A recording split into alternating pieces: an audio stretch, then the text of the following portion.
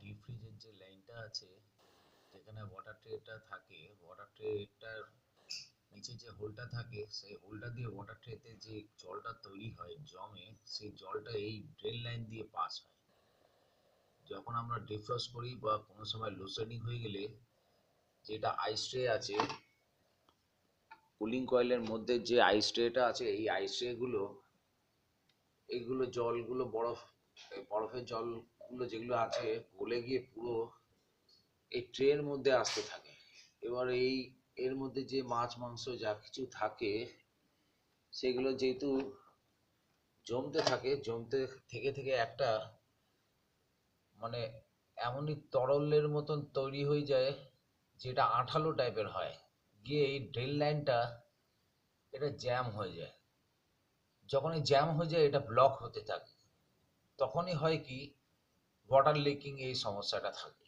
এখানে এই জায়গাটা যে যে হোলটা আছে, এই হোলটাকে একটা স্টিলের স্পোক বা গ্যালভানাইজ তার সরু রং ঢুকিয়ে এই লাইনটাকে পরিষ্কার করতে হয়। এই লাইনটাকে ভালো করে পরিষ্কার করতে করতে অল্প অল্প একটু সাবান জলের 1 কাপ মতো সাবান জল দিয়ে এইটাকে ভালো করে লাইনটাকে ক্লিয়ার করে পরিষ্কার করে দিলে এই লাইনটা পুরো পরিষ্কার হয়ে যায়। এই লাইনটা একদম চলে যাচ্ছে এই ডিপ ফ্রিজারের পিছন দিকে যেটা কন্ডেন্সার থাকে, সেই কন্ডেন্সারের নিচে একটা ট্রে থাকে কম্প্রেসারের উপরে। সেই ট্রেটার মধ্যে জলগুলো ভর্তি জমা হতে থাকে। বা সেই জলগুলো যখন জমা হয়ে ফুল হয়ে যায়, তখন সেটা আস্তে আস্তে নিচের দিকে পড়তে থাকে, পড়তে পড়তে পড়তে পড়তে সোজা চলে আসে এই ট্রেন নিচে দিয়ে, এই মাটির নিচে এই সারা জায়গায় জলে জল হয়ে যায়। এটাই হচ্ছে ওয়াটার লিকিং এর প্রবলেম।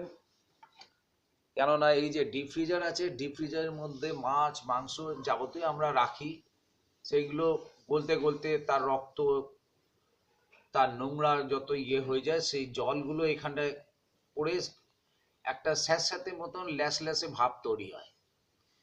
এতে দেখা যাচ্ছে বন্ধুরা, ট্রের মধ্যে জল আছে কিন্তু অ্যাকচুয়াল জল না, যেহেতু মাছ মাংস থাকে, সেইগুলো গলে একটা মোটা ধরনের তরল তৈরি হয়। যে তার জন্যে মাসে একবার কি সপ্তাহে 2 সপ্তাহে মাঝে মাঝে এই ট্রের জল ফেলে দিয়ে নতুন জল ভরতে হয়। এগুলো সব গলতে গলতে চলে আসে ট্রের মধ্যে। আর ট্রের যে এই ফুটোটা দেখছেন, এটা পেছন দিকে থাকে। এই ফুটোটার মাধ্যমেই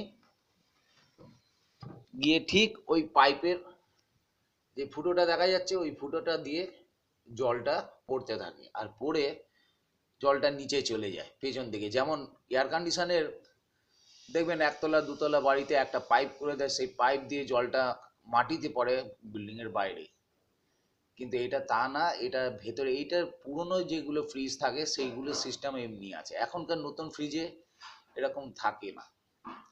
সুতরাং এই লাইনটা যখন ব্লক হয়ে যাচ্ছে, তখনই উপর থেকে জল পড়তে পড়তে এই কাঁচে পড়বে, নিচে পড়বে, পুরো সব জায়গায় জলে জল হয়ে যাচ্ছে।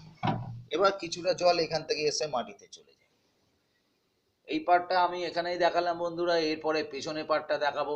পেছনের পার্টটা কেমনভাবে ফিল হচ্ছে, ভর্তি হয়ে গিয়ে ওখান থেকে কেমনভাবে পুরো জল বেরিয়ে যাচ্ছে, এবং ওই ভর্তি জল ওই থাকতে থাকতে আমরা বুঝতে পারি না সেখানে ডেঙ্গু মশা জন্ম নেয়, ডেঙ্গু মশা তৈরি হয়।